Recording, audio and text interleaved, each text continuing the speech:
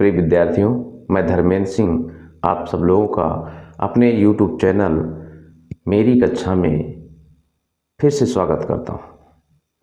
आज हम लोग पढ़ेंगे वैद्युत क्षेत्र में स्थित वैद्युत आवेश पर लगने वाले बल को।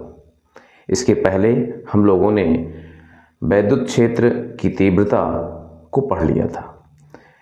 एक बिंदु आवेश के कारण उत्पन्न वैद्युत क्षेत्र की तीव्रता को हम लोगों ने पढ़ लिया था और इसके बाद आज हम लोग वैद्युत क्षेत्र में स्थित आवेश पर बल, वैद्युत बल रेखाएं, वैद्युत द्विध्रुव के कारण उत्पन्न वैद्युत क्षेत्र की तीव्रता और बिंदु आवेश के कारण उत्पन्न वैद्युत क्षेत्र की तीव्रता को पढ़ेंगे। ठीक है।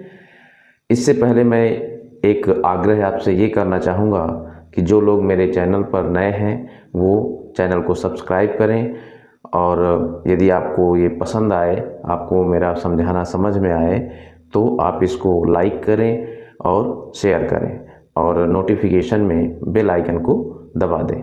धन्यवाद। आइए हम लोग चलते हैं, अब पढ़ते हैं आपके फिजिक्स का ये पहला चैप्टर की हेडिंग। देखिए, वैद्युत क्षेत्र में स्थित आवेश पर बल। वैद्युत क्षेत्र पर यदि कोई Q आवेश स्थित है, यदि वैद्युत क्षेत्र में कोई Q आवेश स्थित है तो उस पर लगने वाला जो बल होगा वो आप जान लीजिए F, चूँकि हम लोग पढ़े हैं E = ये आपका होता है F/Q। इसके पहले हम लोगों ने ये पढ़ रखा था। तो वैद्युत क्षेत्र में स्थित आवेश पर बल क्या होगा, इस फार्मूले से यदि हम लोग देखेंगे तो आपका F = हो जाएगा Q × E। ठीक है, F = हो जाएगा Q × E। ये आपका इतने न्यूटन का बल लगेगा। बल की दिशा क्या होगी? बल की दिशा आपकी वैद्युत क्षेत्र की ही दिशा होगी। वैसे भी हम लोगों ने पढ़ा था वैद्युत क्षेत्र क्या है। वैद्युत क्षेत्र तो परीक्षण आवेश पर लगने वाले बल तथा इस आवेश के अनुपात को हम लोग कहते हैं वैद्युत क्षेत्र की तीव्रता, और उसकी दिशा जो परीक्षण आवेश हम लोग यूज कर रहे हैं, यानी धनात्मक आवेश जो होता है वो किधर की ओर जाएगा वही उसकी वैद्युत क्षेत्र की तीव्रता होती है। तो इस तरह से वैद्युत क्षेत्र में स्थित आवेश पर जो बल होता है F = Q × E होता है। छोटी सा सूत्र है, इसको आपको लिख लेना है। इसके बाद हम लोग पढ़ते हैं अगली हेडिंग, और जो कि आपकी इम्पोर्टेंट हेडिंग होगी, और ये अब आपकी अगली हेडिंग है। देखिए, हम लोग देखने जा रहे हैं बिंदु आवेश के कारण उत्पन्न वैद्युत क्षेत्र की तीव्रता। बिंदु आवेश के कारण वैद्युत क्षेत्र की तीव्रता पढ़ने के लिए हम लोग ऐसा मानते हैं, माना एक आवेश Q है। क्या है? माना एक आवेश Q है, इससे कुछ दूरी R पर, कितनी दूरी पर? R दूरी पर एक बिंदु P है। एक बिंदु क्या है? P है, जहां पर हमको वैद्युत क्षेत्र की तीव्रता ज्ञात करना है। देख लीजिए, ये आवेश Q है, इससे R दूरी पर एक बिंदु P है जहां पर हमको वैद्युत क्षेत्र की तीव्रता ज्ञात करना है। तो यहाँ एक हम लोग इधर पे क्या करेंगे, एक परीक्षण आवेश की कल्पना करते हैं। यहाँ माना ये Q0 एक परीक्षण आवेश लाए, तो जैसे ही हम P बिंदु पर ये आवेश लाते हैं तो आप जान रहे हैं ये धनात्मक है और परीक्षण आवेश भी धनात्मक होता है। तो ये परीक्षण आवेश पर एक बल उत्पन्न हो जाएगा, वो होगा F। ये कल्पना है, ये क्या है आपकी, इसको हम लोग कल्पना करते हैं कि यहाँ पर एक परीक्षण आवेश Q0 है। तो देखिए, इस पर किधर की ओर, बाहर की ओर एक बल लगने लगेगा। तो इसको बल को पहले हम लोग कूलाम के नियम से निकालेंगे। तो देखिए, कूलाम के नियमानुसार, कूलाम के नियम के अनुसार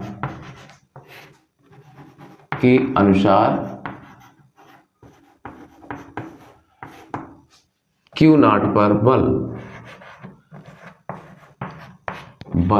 देखिए क्या हो जाएगा, ये F = हो जाएगा 1/4 पाई ε0 × K, और यहाँ Q Q0/R²।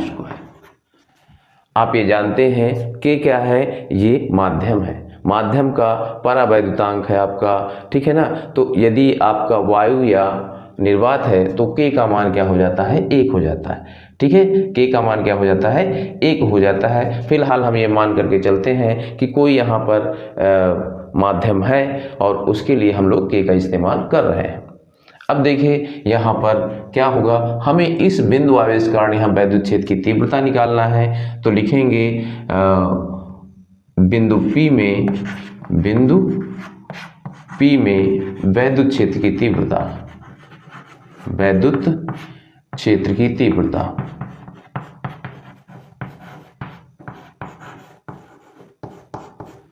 तो वैद्युत क्षेत्र की तीव्रता क्या हो जाएगी, इसको हम E से प्रदर्शित करते हैं। E अपान होता है, E इज इक्वल टू होता है F upon Q not, F upon Q not. तो इस तरह से यहाँ हम लिख देंगे F के मान 1 अपान 4 पाई एप्सिलॉन नॉट और K Q1 Q2, लेकिन यहाँ Q1 Q2 ना मान करके Q और Q नॉट है अपान आर स्क्वायर। ये आपका था किससे, बल था, और इसमें आपको भाग दे देना है Q नॉट का।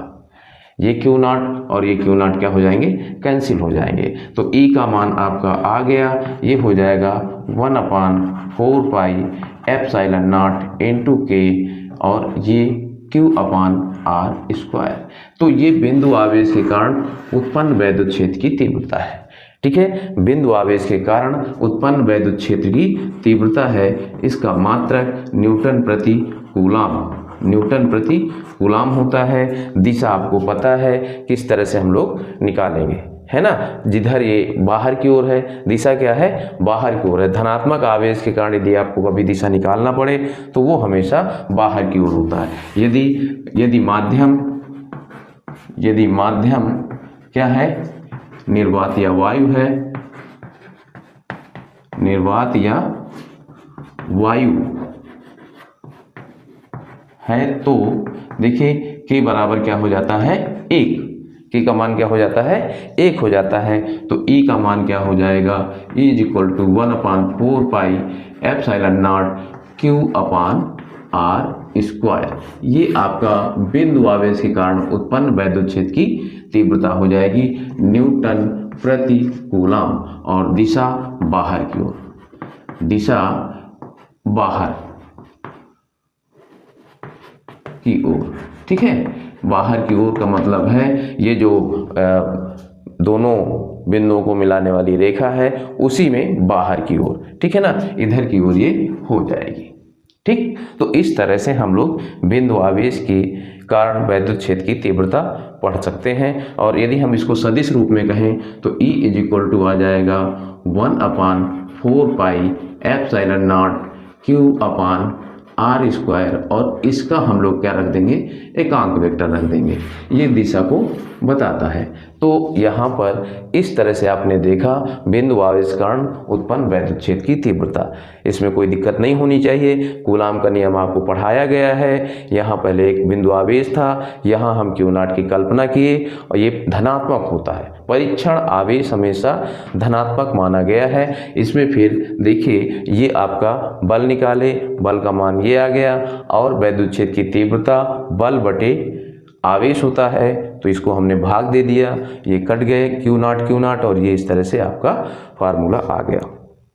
ये एक बिंदु आवेश के कारण है, ये क्या है, एक बिंदु आवेश के कारण है। यदि एक से अधिक बिंदु आवेश है, यदि एक से अधिक बिंदु आवेश है तो वैद्युत क्षेत्र की तीव्रता क्या होगी। देखिए अनेक बिंदु आवेशों के कारण, इसको मिटा रहा हूं, आप लोग इसको देख लें।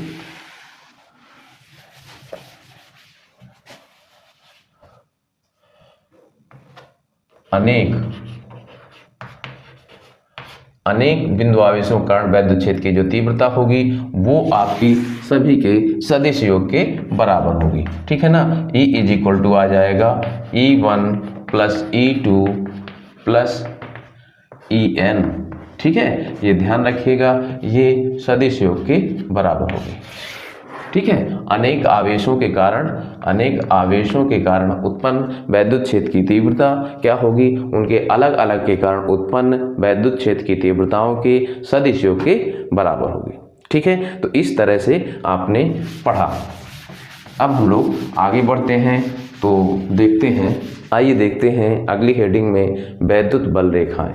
वैद्युत बल रेखाएं क्या होती हैं हम लोग ये देखेंगे। तो देखिए, जैसे कोई आवेश है, सपोज यहाँ पर ये प्लस आवेश है, तो अब यहाँ पर यदि कोई परीक्षण आवेश लाए, यहाँ पर यदि कोई परीक्षण आवेश लाए तो ये क्या करेगा, इससे दूर भागेगा। क्या करेगा, ये इससे दूर भागेगा, यानी कि इधर की ओर जाएगा। इधर ले जाएंगे तो ये भी इससे दूर भागेगा। ठीक है, इधर भी ले जाएंगे, इससे दूर ही भागेगा परीक्षण आवेश यदि हम यहाँ कहीं पर लाते हैं तो। ठीक है, तो इस तरह से ये क्या होता है, परीक्षण आवेश पर लगने वाले बल की दिशा को व्यक्त कर रहा है ना। वैद्युत बल रेखाएं क्या होती हैं, किसी आवेश के चारों ओर की वे काल्पनिक रेखाएं, किसी आवेश के चारों ओर की वे काल्पनिक रेखाएं जो परीक्षण आवेश की गति की दिशा को प्रदर्शित करती हैं, या हम ये कह सकते हैं परीक्षण आवेश पर लगने वाले बल की दिशा को व्यक्त करती हैं, तो वो रेखाएं क्या कहलाती हैं, वैद्युत बल रेखाएं होती हैं। ये काल्पनिक बल रेखाएं हैं। ठीक है ना, इसको यदि हम देखें तो ये दूर भागेंगी प्लस चार्ज से ये क्या करेंगी, दूर भागेंगी। यदि हम परीक्षण आवेश यहाँ कल्पना करें तो इधर, यहाँ कल्पना करें तो उधर। अब यदि हम लोग परीक्षण आवेश देखें इन बिंदुओं पर, ये निगेटिव यदि है आपका, ये निगेटिव चार्ज रख दिया गया, तो यदि हम यहाँ पर परीक्षण आवेश ले जाएं यहाँ पर, तो क्या करेगा, इधर की ओर आएगा, है ना, अंदर की ओर अट्रैक्ट करेगा। क्योंकि आपको ये बताया गया है कि क्या बताया गया है, opposite charge attract to each other and like charge repel to each other, है ना। यदि यहाँ पर हम लोग देखें, यदि ये चार्ज आपका निगेटिव है तो यहाँ पर जो वैद्युत बल रेखाएं होंगी वो इसमें अंदर की ओर आती हुई प्रतीत होंगी। कारण ये है कि यहाँ आप जान रहे हैं, हमने पहले ही बताया, जो वैद्युत क्षेत्र है वो काल्पनिक आवेश के चलने की दिशा है। अब ये बताइए, काल्पनिक आवेश यदि यहाँ पर है और वो पॉजिटिव होता है, तो पॉजिटिव आवेश क्या करेगा, ये अपनी ओर खींचेगा, ये अपनी ओर क्या करेगा, खींचेगा। तो यहाँ पर क्या हो जाएगा, अंदर की ओर। तो आपने देखा वैद्युत बल रेखाएं प्लस चार्ज से बाहर की ओर और अंदर माइनस चार्ज से उसके अंदर की ओर जाती हैं। एक तरह से हम ये कह सकते हैं कि वैद्युत बल रेखाएं धनात्मक आवेश से प्रारंभ होती हैं और ऋणात्मक आवेश पर समाप्त होती है ना। तो इस तरह से यहाँ पर ये वैद्युत बल रेखाएं हैं। ठीक है, अब यदि एक ही प्रकार का चार्ज है, सपोज आपका ये चार्ज है, ठीक है, और यहाँ पर ये चार्ज है, ठीक। अब यहाँ से हम ले गए तो ये क्या करेगा, ऐसे जाएगा, इससे विपरीत इधर भागने की कोशिश करेगा, आप जानते हैं, और फिर ये क्या करेगा, ऐसे चला जाएगा। इधर से भी यदि आया ये परीक्षण आवेश तो इधर की ओर भाग जाएगा, क्योंकि प्रतिकर्षित करेगा ना, ये प्रतिकर्षित करता है। यहाँ से यदि परीक्षण आवेश है तो वो भी दूरी भागेगा, यदि यहाँ है तो इधर को भागेगा, है ना। ये बाहर की ओर भागेंगे यदि परीक्षण आवेश यहाँ पर है, तो इस तरह से ये आपका बाहर की ओर भागेंगे। और देखिए यहाँ पर यदि ये है तो ऐसे, ठीक है, यहाँ पर जो बिंदु आएगा वो आएगा न्यूट्रल पॉइंट। क्या आ जाएगा, न्यूट्रल पॉइंट। इसको हम लोग उदासीन बिंदु कहेंगे। ये क्या कहेंगे, उदासीन बिंदु कहेंगे। यदि आपके एक समान चार्ज हैं तो वहाँ उनके बीच में उदासीन बिंदु प्राप्त होगा, मतलब वहाँ कोई वैद्युत क्षेत्र नहीं होगा। देखिए यहाँ पर ये आपका बिंदु जो है वो क्या है, उदासीन बिंदु है। वैद्युत बल रेखाएं यहाँ नहीं पहुंचेंगी, क्योंकि ये भी यहाँ से प्रतिकर्षित होकर के बाहर जाएगा, परीक्षण आवेश इधर से भी जाएगा, दोनों तरफ से प्रतिकर्षण होगा तो वो दूर इनसे भागेगा। ऐसा एक बिंदु प्राप्त होगा जहाँ पर दोनों का मान बराबर हो जाएगा। यहाँ पर दोनों का मान बराबर हो जाएगा यदि ये Q1 है और यदि ये Q2 है। तो यहाँ पर देख लीजिए, इसके कारण जो वैद्युत क्षेत्र की तीव्रता होगी E1 इज इक्वल टू यहाँ पर E2 हो जाएगी। एक ऐसा बिंदु जहाँ पर ये क्या हो जाएगा, उदासीन बिंदु हो जाएगा, उदासीन बिंदु, जहाँ पर दोनों की वैद्युत क्षेत्र की तीव्रताएं क्या हो जाएंगी, बराबर हो जाएंगी, लेकिन दिशा में विपरीत होंगी। क्या होंगी, दिशा में विपरीत हो जाएगी। यहाँ पर आपका लग जाएगा E1 और इधर की ओर लगे जाएगा E2, है ना। ये क्या हो जाएगा, E2 हो जाएगा और ये E1 हो जाएगा। तो यहाँ पर यदि हम फार्मूला रखें तो 1/4 पाई एप्सिलॉन नॉट Q/Q1/r²। और यदि हम यहाँ से दूरी मान लें R1 तो ये R1², और यदि हम यहाँ देखें तो 1/4 पाई एप्सिलॉन नॉट Q2/R2 का स्क्वायर।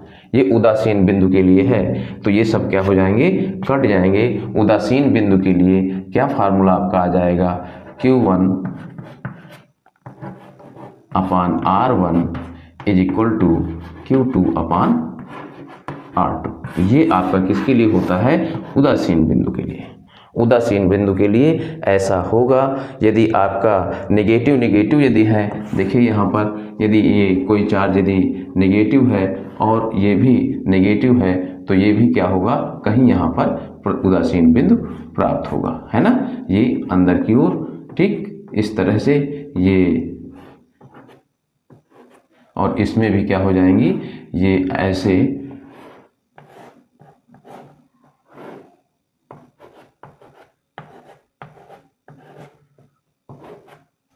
अंदर की ओर होंगी। तो यहाँ पर भी N होगा। ये उदासीन बिंदु, ठीक है। उदासीन बिंदु क्या होगा, इनके बीच में आएगा। लेकिन आप इसको लिख लीजिए। लेकिन यदि ये सोचिए कि एक धनात्मक और एक ऋणात्मक है, यहाँ देखा आपने कि ये अलग अलग है, ये ध्यान रखिएगा, ये अलग अलग है, ठीक है। अब यदि हम देखें तो क्या हो जाएगा, यदि विपरीत चार्ज है तो क्या उनका उदासीन बिंदु नहीं होगा, होगा, उनका भी उदासीन बिंदु होगा, सूत्र भी यही लगेगा। लेकिन एक समान चार्ज में उदासीन बिंदु दोनों आवेशों के बीच में कहीं पर मिलेगा। देखिए यहाँ पर ये दिखाया मैंने, यहाँ पर ये दिखाया। लेकिन यदि चार्ज अपोजिट है, यदि चार्ज अपोजिट है तो उदासीन बिंदु कहाँ पर मिलेगा, ये आप देखिए।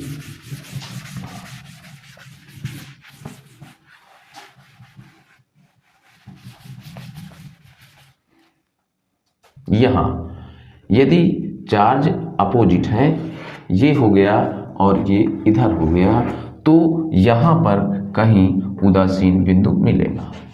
कहाँ पर मिलेगा, यहाँ पर। और ये आपका यदि Q1 है और ये यदि आपका Q2 है तो यहाँ तक की दूरी जो होगी वो R2 होगी, और यहाँ तक की जो दूरी होगी वो क्या होगी, R1 होगी, ठीक है। तो ये ध्यान रखिएगा कि यदि विपरीत आवेश हैं तो उदासीन बिंदु आपका उनके बाहर प्राप्त होगा, ठीक है ना। उदासीन बिंदु आपका बाहर प्राप्त होगा।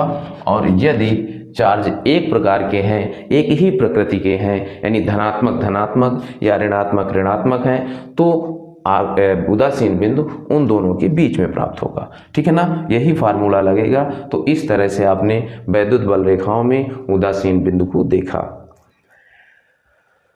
अब हम लोग क्या करेंगे, उदासीन वैद्युत बल रेखाओं के लिए कुछ इनके गुण हैं, इनको हम लोग नोट डाउन कर लेंगे, लिख लेंगे। आइए देखते हैं वैद्युत बल रेखाओं के गुण। तो देखिए ये वैद्युत बल रेखाओं के गुण हैं। हम लोग ये देख लेते हैं, कुछ इंपॉर्टेंट पॉइंट्स हैं। ये कभी कभी आता है कि वैद्युत बल रेखाओं के गुण बताइए, तो ये बहुत इंपॉर्टेंट चीज़ें लिखी हुई हैं। वैद्युत बल रेखाएं धनात्मक आवेश से उत्पन्न होकर के ऋणात्मक आवेश पर समाप्त होती हैं। ये इसका गुण है कि यदि हम लोग कोई धनात्मक आवेश है तो यहाँ पर क्या करेंगे, कोई परीक्षण आवेश लेंगे तो इससे दूर भागेंगे। इसी के चलते इसको ये बताया गया है कि वैद्युत बल रेखाएं धनात्मक आवेश से उत्पन्न होकर के ऋणात्मक आवेश पर समाप्त होती है। ऋणात्मक आवेश के द्वारा अट्रैक्ट होगा आपका जो परीक्षण आवेश है, ठीक है, तो वहां पर वो समाप्त होती है। दो बल रेखाएं कहीं पर भी एक दूसरे को स्पर्श नहीं करती हैं, काटती नहीं हैं, क्योंकि देखिए यदि ये आपका एक बल रेखा इधर है और दूसरी बल रेखा यदि इधर चली गई या फिर नहीं किया तो ऐसे यदि हो गई, तो यहाँ पर हमने बताया वैद्युत बल रेखाएं क्या है, परीक्षण आवेश पर लगने वाले बल है। तो यदि एक ऐसा हुआ तो इसका मतलब एक इधर बल एक इधर बल, तो बल की दो दिशा होती नहीं है, ऐसा संभव नहीं है। तो ये कहीं पर भी एक दूसरे को स्पर्श नहीं करती हैं। दो बल रेखाएं कहीं पर भी एक दूसरे को स्पर्श नहीं करती हैं,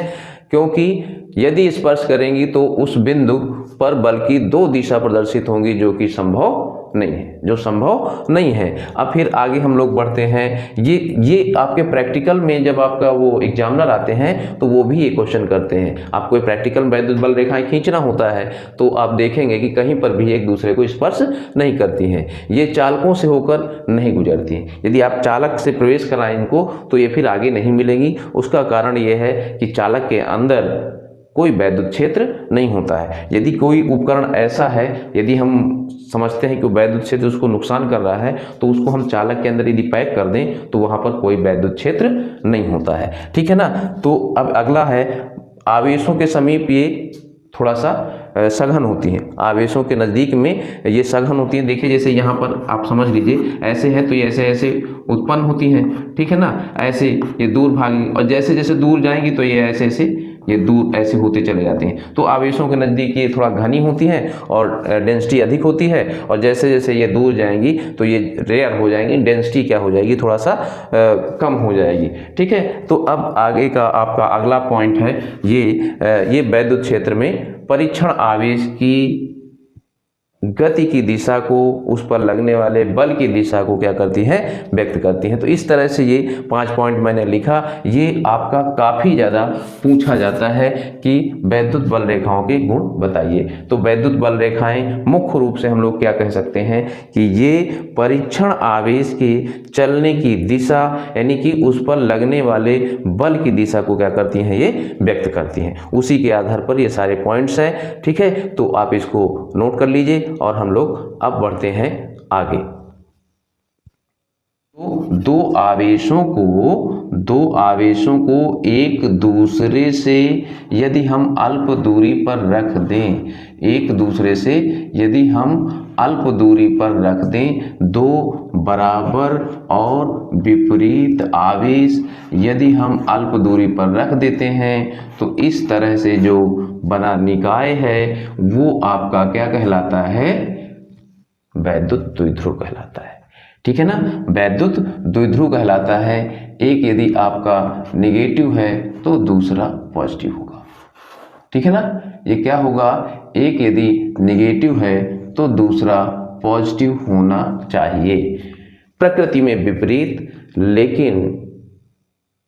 लेकिन क्या, परिमाण में बराबर। प्रकृति में विपरीत, परिमाण में बराबर होना चाहिए। तो वैद्युत द्विध्रुव क्या है, वैद्युत द्विध्रुव आपका ऐसा निकाय है, ऐसा सिस्टम है जो दो बराबर परिमाण के किंतु विपरीत प्रकृति वाले आवेशों को अल्प दूरी पर रखने से प्राप्त होता है ना। तो इसको हम लोग इस तरह से कह सकते हैं कि ऐसा निकाय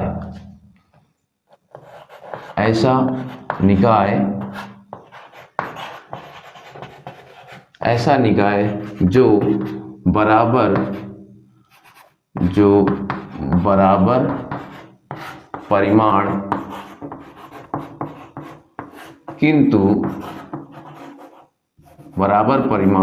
किंतु विपरीत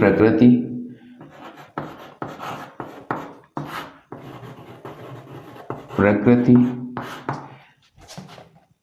के दो आवेशों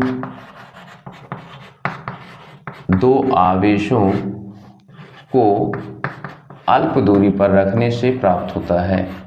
अल्प दूरी पर रखने से प्राप्त होता है।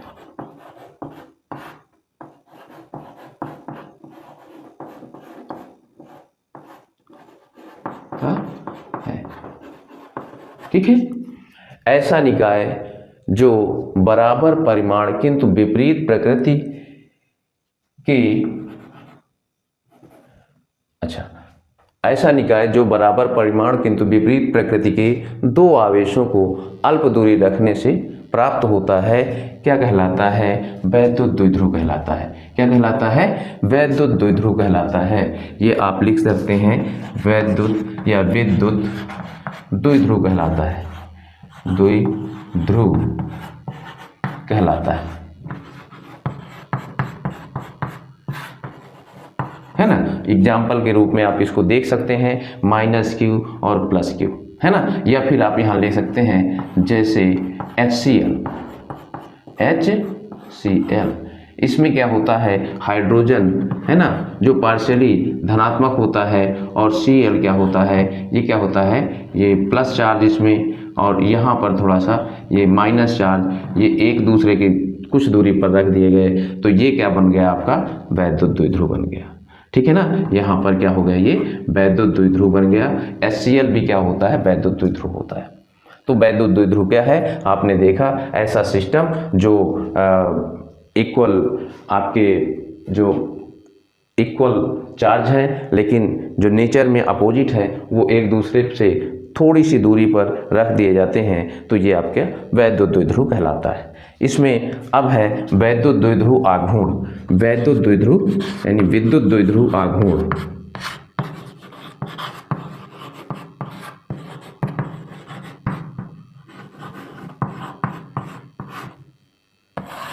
ठीक है। वैद्युत द्विध्रुव आघूर्ण मतलब कि आपका ये क्या होता है? देखिए, ये P से हम लोग प्रदर्शित करते हैं। क्या होता है? ये P से हम लोग प्रदर्शित करते हैं। P एक सदिश राशि है। क्या है ये? सदिश राशि है। ये आवेश, एक आवेश और उनके बीच की दूरी, है ना, दोनों आवेशों के बीच की दूरी, आवेशों के बीच की दूरी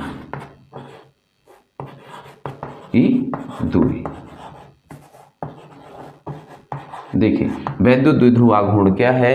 एक आवेश, दो आवेश आप देख रहे हैं वैद्युत द्विध्रुव आघूर्ण में होते हैं, ये बराबर परिमाण के होते हैं। तो एक आवेश और गुणे इनके दोनों के बीच की दूरी के गुणनफल को ये हम लोग कहते हैं। इसकी दिशा जो होती है माइनस से प्लस की ओर होती है, माइनस से प्लस की ओर होती है, यानी कि वैद्युत क्षेत्र की तीव्रता की दिशा के जस्ट अपोजिट मान सकते हैं हम लोग इसको।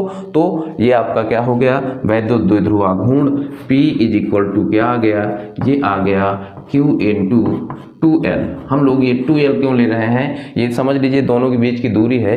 कारण यह है कि इसके मध्य बिंदु से कैलकुलेशन बहुत सारे होते हैं, इसलिए सुविधा के लिए इसको 2L ले लिया जाता है। तो यहाँ पर आपका आ गया, ठीक। तो ये P = आपका आता है, क्या आता है? 2QL। ध्यान रखिए, कभी भी यदि आपको वैद्युत द्विध्रुव आघूर्ण निकालने को आ जाए और उनके बीच की दूरी दिया हो, तो यहाँ पर 2 का गुणा करने ना लगिएगा। ये पूरा मिला करके क्या है, ये जो देख रहे हैं आप, ये पूरी दूरी को मिलाकर दोनों आवेशों के बीच की दूरी है। अब ये ना करिएगा कि आप दूरी रखिए और फिर उसके 2 का गुणा भी कर दीजिए, तो फिर वो जितना आना था उसका जस्ट डबल आ जाएगा, है ना। तो इसका जो मात्रक होगा, देखिए मात्रक ये आपका आ जाएगा, ये होता है कूलाम और ये मीटर, तो ये हो जाएगा कूलाम मीटर। मात्रक क्या हो जाएगा? कूलाम मीटर, है ना। और बीमा भी आप इसी तरह से निकाल सकते हैं। बीमा ये हो जाएगी, क्या हो जाएगी? बीमा आप जानते हैं कि L और A × T इसका होता है। Q का क्या होता है? A × T। तो इस तरह से ये आपकी बन गई LAT, या फिर आप कर सकते हैं एल टी ए, ठीक है ना। ये इसकी क्या होती है, बीमा होती है। आवेश Q बराबर I इंटू टी होता है, तो I का A हो गया और T का आप जाने समय हो गया, और ये दूरी के लिए L का प्रयोग करेंगे। तो वैद्युत द्विध्रुव आघूर्ण एक सदिश राशि है जिसका जो मान होता है वो आवेश और दोनों आवेशों के बीच की दूरी।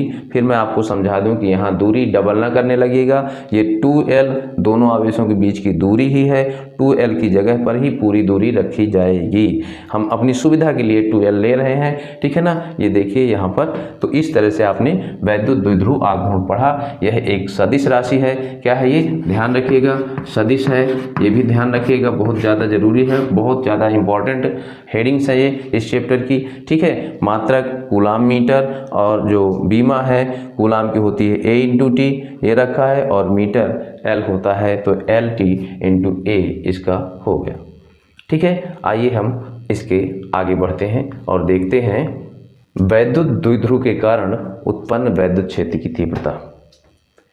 देखते हैं विद्युत द्विध्रुव के कारण उत्पन्न वैद्युत क्षेत्र की तीव्रता।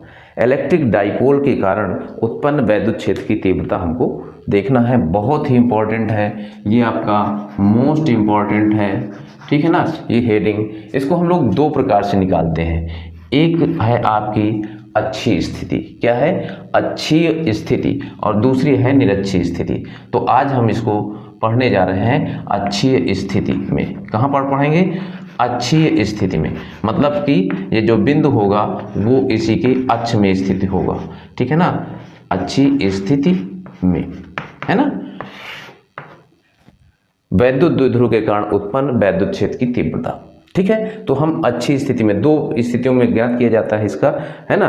फिर तीसरा एक आया है कि आप कहीं पर भी रख करके उस फार्मूले का इस्तेमाल कर सकते हैं कि यहाँ पर वैद्युत क्षेत्र की तीव्रता कितनी होगी। तो आप यहाँ देखिए अच्छी स्थिति में कैसे हम लोग निकालेंगे, ये हम अभी सीखने जा रहे हैं। देखिए यहाँ पर एक इलेक्ट्रिक डाइपोल, ये आपका Q है, माइनस Q है, और यहाँ पर आपका क्या है, प्लस Q है, ठीक है। इसमें आप इस तरह से इसको मान सकते हैं, है ना, इस तरह से। ये आपका, ये दोनों बराबर परिमाण के, और इनके बीच की जो दूरी है वो आपकी कितनी है, L, और ये L है ना, बीच की दूरी यानी बिंदु O हम इसको ले सकते हैं, और यहाँ से ये दूरी पूरी क्या हो जाएगी, 2L हो जाएगी। क्या हो जाएगी, 2L हो जाएगी। और देखिए इससे हम इसकी अक्ष पर कोई एक बिंदु ले लेते हैं, वो है आपका P। क्या ले लेते हैं, P ले लेते हैं। यहाँ पर आपको वैद्युत द्विध्रुव ज्ञात, वैद्युत द्विध्रुव के कारण उत्पन्न वैद्युत क्षेत्र की तीव्रता ज्ञात करना है। ये आपका एक वैद्युत द्विध्रुव है ना, इसका नाम दे दीजिए A और B। ये वैद्युत द्विध्रुव है। आप इसको देखते हैं कि इसकी दिशा आपकी इधर से होती है, और ये स्मॉल p से हम लोग इसको व्यक्त करते हैं। बिंदु P पर हमको वैद्युत क्षेत्र की तीव्रता ज्ञात करना है ना। इस द्विध्रुव के कारण यहाँ पर हमको ज्ञात करेंगे। पहले हम लोग मान लेंगे कि माना AB एक वैद्युत द्विध्रुव आघूर्ण है ना। इसको आप लिखना चाहें तो जैसे बोलते हैं वैसे लिख भी सकते हैं। माना AB एक वैद्युत द्विध्रुव आघूर्ण है, इसके अक्ष में ही मध्य बिंदु O से, है ना, मध्य बिंदु O से x दूरी पर, x दूरी मान लीजिए या फिर r मान लीजिए, जो आपकी मर्जी, x दूरी पर एक बिंदु P है जहां पर हम लोग क्या करेंगे, वैद्युत क्षेत्र की तीव्रता ज्ञात करेंगे, है ना। इसमें हम लोग क्या करेंगे, जहां पर हम लोग वैद्युत क्षेत्र की तीव्रता को क्या कर देंगे, ज्ञात कर देंगे, ठीक है, सही है। देखते हैं तो इसके लिए हम लोग क्या करेंगे, देखिए यहाँ से इस आवेश से ये दूरी हो जाएगी x प्लस L, है ना, ये आ जाएगी, और यहाँ से ये दूरी हो जाएगी x माइनस L, ठीक है। आप देख लीजिए यहाँ पर इस आवेश से यहाँ तक की दूरी कितनी हो जाएगी, यहाँ मध्य तक की दूरी क्या है, x है। इससे इतना और दूरी बढ़ गई, ये क्या है, l है। हमने 2l ली थी लंबाई, इसलिए ये क्या है, l है। तो ये मान क्या हो गया, x प्लस l। यहाँ तक की दूरी x है। अब इस आवेश से जब हम लेंगे तो इसको हमको घटाना पड़ेगा, कम करना पड़ेगा। तो ये हो गई x माइनस l। ठीक है, तो अब हम लोग इसमें देखते हैं कि देखिए इसकी वजह से हम लोग मान लेते हैं E1। किसकी वजह से, ये देखिए ये धनात्मक है, ये धनात्मक है, इसकी वजह से बाहर की ओर, इसकी वजह से क्या होगी, बाहर की ओर। और A की वजह से यहाँ जो ये आवेश है उसकी वजह से अंदर की ओर। ऋणात्मक क्या करता है, आकर्षित करता है। ऋणात्मक क्या करता है, आकर्षित करता है परीक्षण आवेश को। तो इसकी वजह से हम लोग मान लेंगे E2, है ना। वैद्युत द्विध्रुव को इस तरह रखने के बाद हम इसको बिंदु आवेशों के रूप में E1 और E2 का मान निकाल लेंगे। और आपको मैंने इसके पहले बताया है कि यदि एक से अधिक बिंदु आवेश हैं तो जो परिणामी वैद्युत क्षेत्र की तीव्रता होगी इन दोनों के कारण उनके सदिश योग के बराबर होगी। तो यहाँ पर लिखेंगे क्या, प्लस क्यू के कारण, प्लस क्यू के कारण बिंदु P में उत्पन्न वैद्युत क्षेत्र की तीव्रता।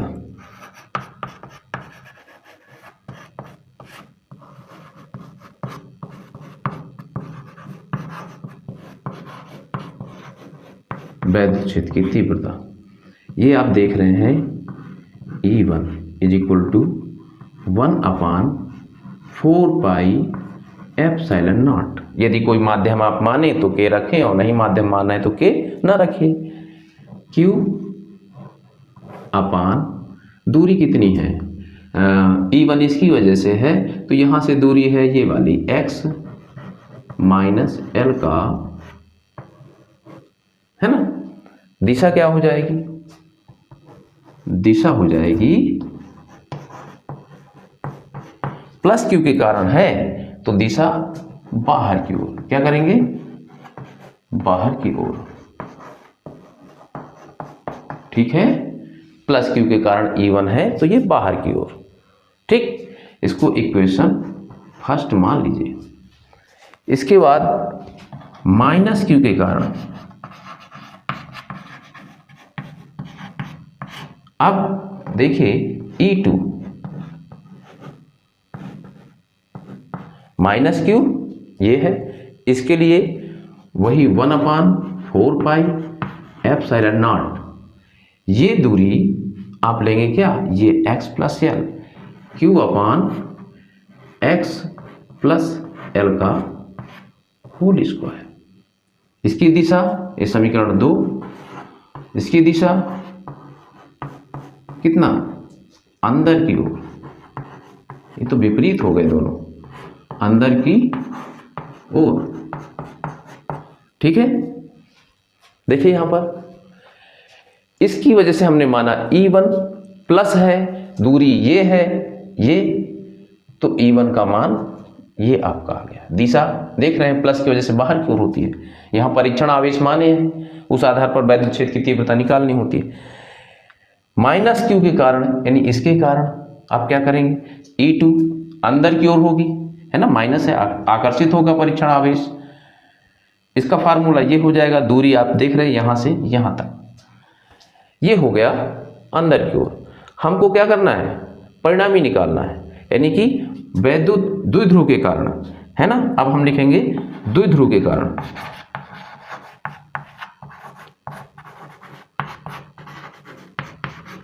द्विध्रुव के कारण क्या हो जाएगा, सदिश योग के बराबर होता है। E is equal to E1 plus E2। सदिश दिखाना बहुत जरूरी है, ये ध्यान रखिएगा। E1 प्लस E2, ठीक है, सदिश दिखाना बहुत जरूरी है। यहाँ पर जो परिणामी होगी वो क्या होगी, ई। अब आप सोचिए, ये विपरीत वेक्टर है, कक्षा 11 में आपने पढ़ा है।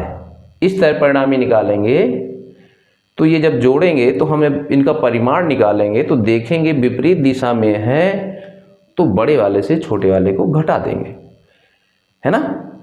यहाँ पर आप देख रहे हैं, ये हमने लिख दिया ई। बड़ा कौन है और छोटा कौन है, जब इसका परिमाण निकालेंगे तो कैसे पता चलेगा। यहाँ पर या परिमाण अब निकालने जा रहे हैं, ई बराबर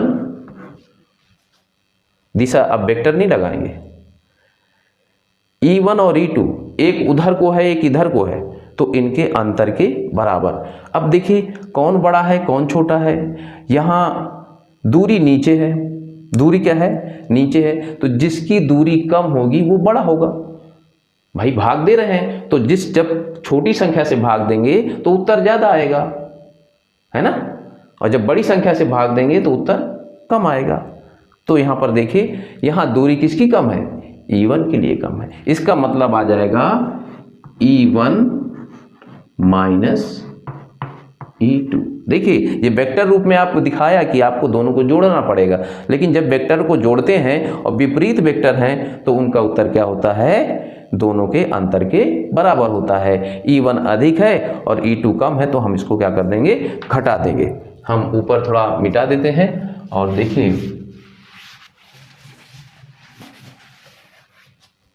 ये क्या हो जाएगा, है ना, दोनों कर दीजिए। ई का मान आपका आ जाएगा कितना, 1/4 पाई एप्सिलॉन नॉट Q अपान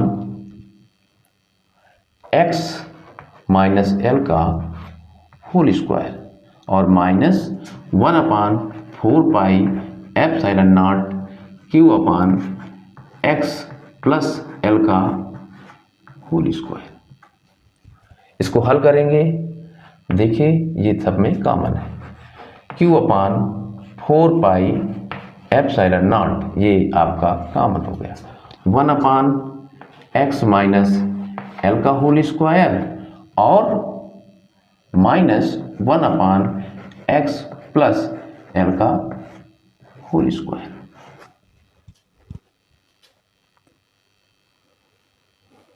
ठीक, ये आपने बना ही लिया होगा। इसको हम थोड़ा सा और मिटा देते हैं, आप स्क्रीनशॉट लेते जाइएगा।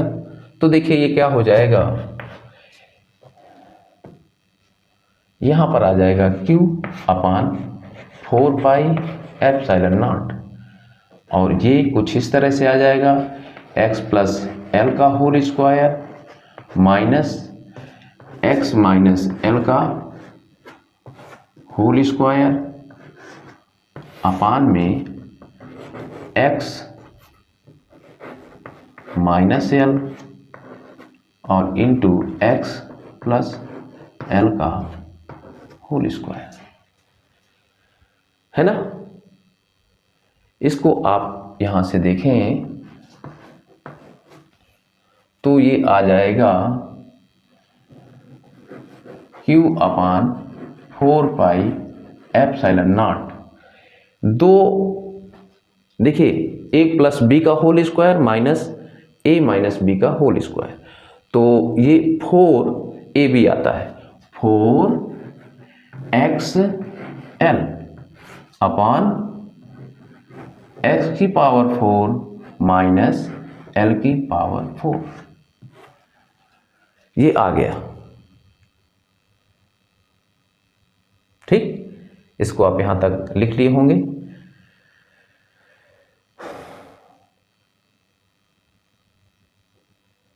अब हम इसको मिटा देते हैं। देखिए ये आपका E बराबर आ रहा है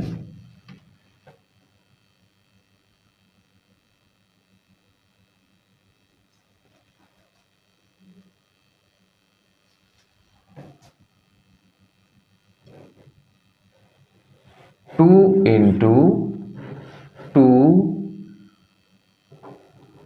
Q L into x upon 4 pi epsilon not x की पावर 4 माइनस एल की पावर 4। इसको आप क्या कर दें, यहां इसकी जगह पर p लिख दें, is equal to 2p x upon 4 pi epsilon naught x की पावर 4 माइनस l की पावर 4। तो ये आपका मूल फार्मूला बनता है। ठीक है, ठीक। या यदि यहां पर ये मान लीजिए चूंकि L is very less than x, L x से बहुत छोटा होता है, इग्नोर कर दीजिए, तो L को नगण्य मानने पर, गणना योग्य नहीं है,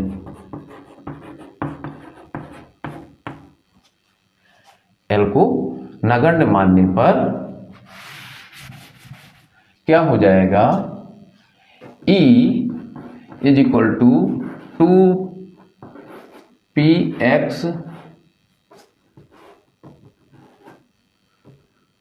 अपान 4 पाई एप्सिलॉन नॉट x की पावर 4, 1x 1x कैंसिल, तो E का मान जो आ रहा है वो आ रहा है 1 अपान 4 पाई एप्सिलॉन नॉट 2p अपान x क्यूब।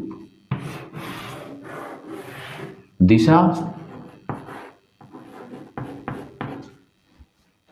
अब देखिए कौन ज्यादा था, E1 ज्यादा था, E1 की दिशा यानी बाहर की ओर,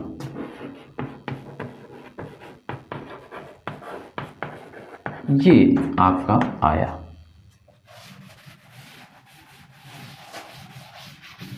देखिए ये इस तरह से आपने देखा वैद्युत द्विध्रुव के कारण वैद्युत क्षेत्र की तीव्रता, इस तरह से इसको हल किया गया।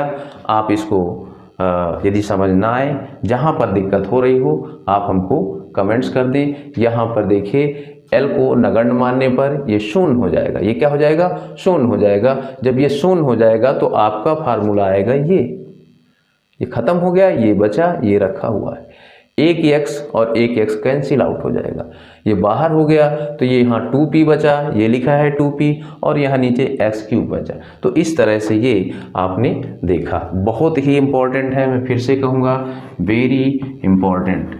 ठीक है, तो आज हम लोग यहीं तक पढ़ेंगे, इसके बाद इसको हम लोग कंटिन्यू रखेंगे अगले वीडियो पे।